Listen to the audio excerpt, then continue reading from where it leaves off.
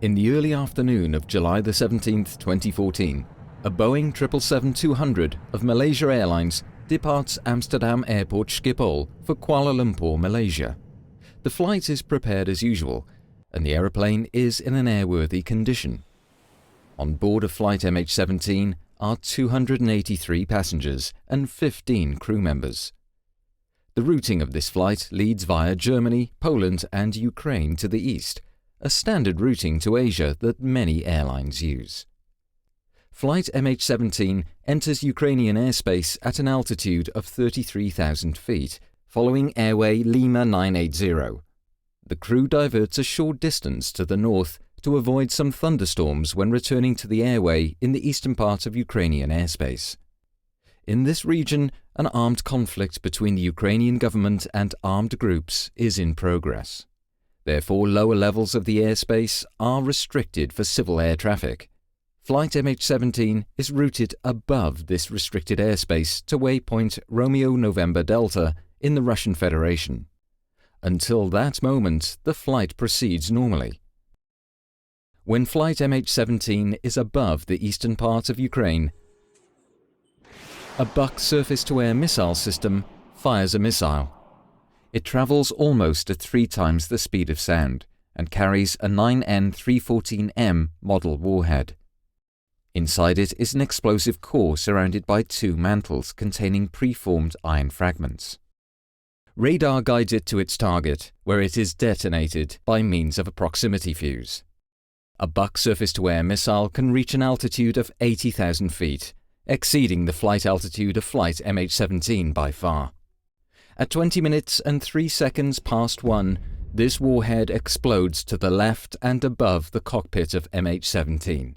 About 800 preformed fragments perforate the aeroplane. This impact, combined with the blast of the explosion, causes the cockpit and the business class section to separate. As it descends, the aeroplane disintegrates. This film shows the international investigation into this crash, conducted by the Dutch Safety Board.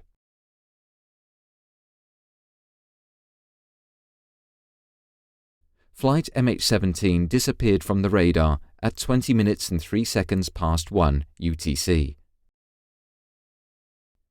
Very soon, the first reports were made of wreckage falling down in the eastern part of Ukraine. In an area of about 50 square kilometers, 6 sites were identified where parts of the aeroplane came down. Wreckage of the cockpit and the forward section of the aeroplane crashed at the sites near Rozipna and Petropavlivka. The aft and tail sections ended up about 8 kilometers eastwards, near the village of Grabov. The middle section of the aircraft was destroyed by an intense fire at the main crash site. None of the 298 occupants survived the crash. The Ukrainian National Investigation Bureau, NBAAI, commenced an investigation the same day. Because of the considerable number of Dutch passengers, the Dutch Safety Board decided to send a team to Ukraine the next morning. They arrived in Kiev on the evening of the 18th. On July 23rd, Ukraine delegated the investigation to the Netherlands, and the NBAAI requested the Dutch Safety Board to conduct the investigation. This investigation was conducted according to the standards and recommended practices of ICAO, the United Nations International Civil Aviation Organization. The investigation consisted of accredited representatives of 7 states and initially started its work from Kiev. Later on, the investigation was continued from The Hague in the Netherlands. Chairman Joustra explains why the Dutch Safety Board conducted this investigation. The investigation established in detail the exact causes of the crash. It presents the facts and speculation is removed. An investigation contributes to aviation safety and will provide clarity to the relatives. Because of the large number of Dutch victims, we naturally wish to contribute to the investigation and to the causes of the crash. When we were asked to conduct the investigation, we were ready to do so. The investigation was made possible thanks in part to the efforts and expertise of representatives from the 6 participating countries. They met on several occasions and their input has contributed to the quality of the report. The crash site is located in an armed conflict area and access is very limited. Under escort of the OCSC, Ukrainian and Malaysian investigators and the Australian Federal Police were able to pay brief visits to the crash site the first days after the crash. There, many photographs could be taken. After that, it was not possible for investigators to visit the crash site until late autumn. Sections of the cockpit found on the crash site show damage indicating high-energy objects penetrating the aeroplane from the outside.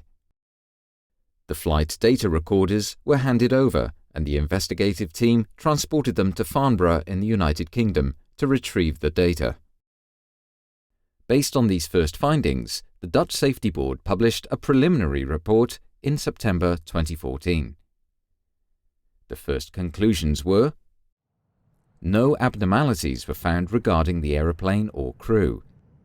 No malfunction of any system or oral warning was recorded. Also, no distress messages were received by air traffic control. Radar data showed that no other aircraft was in such close proximity that a mid-air collision could have occurred. Damage to the forward fuselage indicated penetration by high-energy objects from outside the aeroplane. In the autumn of 2014, the first recovery mission for the wreckage took place. From October onwards, preparations were made to recover those parts of the wreckage that were most important and to transport them to the Netherlands for further investigation. During a 6-day period, starting on the 16th of November, the Dutch Safety Board recovered hundreds of pieces of wreckage.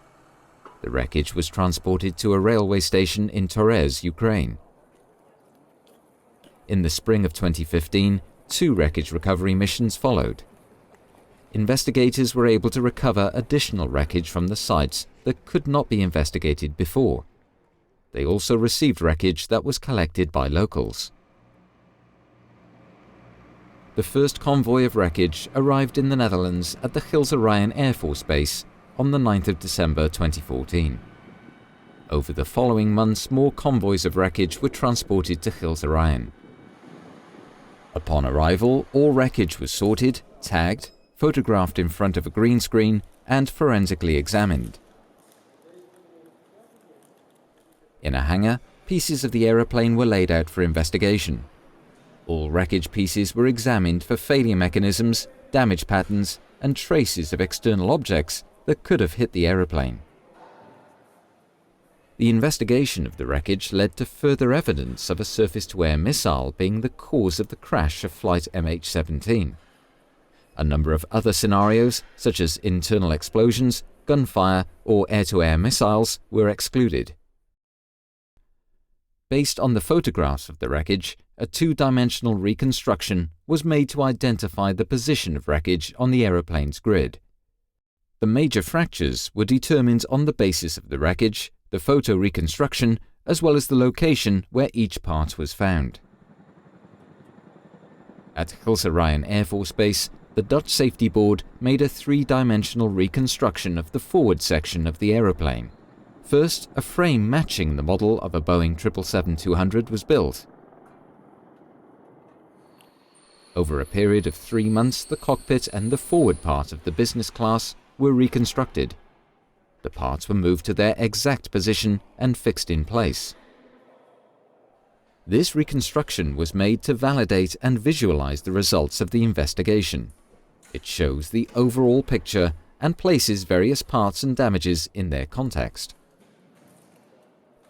Looking at the reconstruction, the impact pattern made by the high-energy objects is clearly visible. The reconstruction also demonstrates the effects of the impact and shows the marks where the cockpit was torn from the rest of the fuselage. The high-energy objects that perforated the aeroplane were also found in the bodies of 3 crew members seated in the cockpit. The preformed fragments have distinctive shapes, cubic and bow tie shaped, and were made of a ferrous metal. Some fragments had traces of aluminium and glass on them, proving that they had perforated the aeroplane from the outside. The 2 left windows of the cockpit particularly show perforation by preformed fragments. Many traces of explosives were found on pieces of wreckage. Also, certain traces of paint were found that match paint on parts of a missile that were recovered from the crash site and missile fragments found in the cockpit and the left wing. The retrieved fragments and traces of paint point to a missile carrying a specific type of warhead and launched by a Buck surface-to-air missile system. During the investigation, a number of computer simulations were conducted. These support the surface-to-air missile scenario. The detonation of a 9N314M model warhead was simulated to calculate a point of detonation as well as the damage that could be expected. The warhead exploded on a location in space less than 1 cubic meter to the left of and above the cockpit, spraying its fragments in a characteristic radial circular pattern originating from the missile. These patterns match the damage found on the reconstructed forward section of the fuselage. Further proof of the detonation position was found in the last milliseconds of the cockpit voice recorder. This contained recordings of 3 crew microphones and an overhead microphone in the cockpit on separate channels. During the final milliseconds, these microphones recorded a sound peak. Based on the difference in timing of the recordings of the sound peak on these 4 microphones, a direction could be calculated. Based on the investigation into the detonation of the warhead and the characteristics of both the Boeing 777 and the Buck surface-to-air missile, its possible flight paths were simulated. The calculated area from which the missile was launched measures about 320 square kilometers and is situated in the eastern part of Ukraine. Further forensic research is required to determine the launch location. Such work falls outside the mandate of the Dutch Safety Board. The investigation demonstrated that the aeroplane flew at an altitude of 33,000 feet, which is to say 10.1 kilometers. No abnormalities regarding the aeroplane or crew were found. The flight proceeded normally, and no malfunctions of any system or oral warnings were recorded. Also, no distress messages were received by air traffic control. Both flight recorders stopped abruptly at 13:20:03, and from that time, the flight crew of MH17 did not respond to air traffic control messages. Flight MH17 disappeared from the radar. The aeroplane was perforated by hundreds of high-energy objects shaped like cubes and bow ties. Many fragments were found in the bodies of the crew seated in the cockpit. Some of them had a bow tie or cubic shape. The left side of the cockpit area shows a characteristic damage pattern. Traces of explosives were found in the wreckage and on the missile fragments found. Paint on fragments found inside the wreckage matches paint on the recovered missile parts. The point of detonation was determined by the spray pattern on the cockpit and by simulations, and was confirmed by the recorded sound peak. The impact and blast resulted in the aeroplane's disintegration. The wreckage of the aeroplane was distributed over 6 different sites, consistent with the way the aeroplane broke up in the air. Based on these findings, the Dutch Safety Board concludes that Flight MH17 was downed by a 9N314M warhead carried on a 9M38 series missile as installed on a Buck surface-to-air missile system. Other scenarios were investigated and excluded. No other scenario can explain this combination of factors. The findings are conclusive and support each other based on multiple sources. To that end, we have been able to draw well-supported conclusions about the flight and the causes of the crash. The investigation of the wreckage has demonstrated that the aircraft was perforated at high speed by fragments coming from a specific location to the left and above the cockpit. There were indications of this early in the investigation, but the wreckage turned out to be important for verifying and further substantiating those indications. Immediately after the crash of MH17, the question rose how it was possible that a scheduled commercial airliner flew over an area that was known to be a conflict zone. The armed conflict in Ukraine progressively expanded to the air, and several military aircraft had been shot down in the previous weeks. According to Ukrainian authorities, 2 of these aircraft were hit by more powerful weapons that reached higher than before, but none of the parties involved made any connection between the military developments and the possible risks posed to civil aviation. On June 6, 2014, a Notice to Airmen, or NOTAM, was issued by Ukraine to restrict the airspace over the eastern part of Ukraine up to flight level 260. This was done to protect military aircraft from ground attacks and to let them fly at a higher level. On July 14th, the restriction was raised to flight level 320. Airlines assumed that the unrestricted airspace above this level was safe. Most commercial airlines continued their flights over the region. On July 17th, until the airspace was closed, 160 commercial flights passed through this area. 3 other airliners were in close proximity of MH17 when it disappeared from the radar screens. All over the world there are areas where an armed conflict takes place while the airspace above those areas remain unrestricted. The risk resulting from flying over conflict areas is paid insufficient attention to by operators, authorities and aviation organizations all over the world. This needs to change. Ukraine had sufficient information to close the airspace to civil aviation prior to July 17. None of the parties involved recognized that the armed conflict in the eastern part of Ukraine would entail risks to civil aviation. Passengers should be able to trust the airline to have done everything possible to operate the flight safely. States should ensure that airspace will be closed if it's unsafe to civil aviation. In order to achieve that, information pertaining to risks and threats must be shared by countries and operators. When a civil aeroplane like Flight MH17 crashes, an international investigation on a large scale is set up and conducted according to international rules and standards. During the investigation into the crash of MH17, the investigators paid multiple visits to different states around the world, not only to the crash site and to participating investigating parties, but also to Malaysia Airlines headquarters, Boeing, and the ICAO meeting about the risks of flight routes over conflict areas. International investigators also visited the Netherlands to work at the Hague office or at the Gilserijen Air Force Base. The Dutch Safety Board organized 3 meetings with the international investigation team. This is in accordance with ICAO procedures. These meetings concerned the investigation into the cause of the crash. The wreckage was examined, and the progress and findings of the investigation were discussed. Another meeting focused on the decision-making process pertaining to flight routes above conflict zones.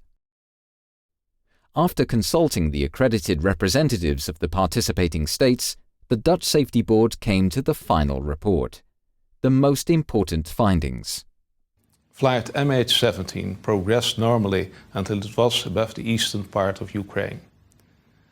At 1 p.m., a 9N314M warhead exploded to the left-hand side of the cockpit of Flight MH17. The missile was fired from a Buk surface-to-air missile system. The impact killed 3 people in the cockpit and caused structural damage to the forward section of the aeroplane, causing it to break up in the air. All 298 occupants lost their lives. Calculations have demonstrated that the missile's trajectory commenced somewhere in a 320 square kilometer area in the eastern part of Ukraine. The Russian Federation concurs with the conclusion that the crash was caused by the detonation of a warhead, but has reservations regarding the missile and warhead type. However, in our judgment, the arguments in the report overwhelmingly support the conclusions as presented.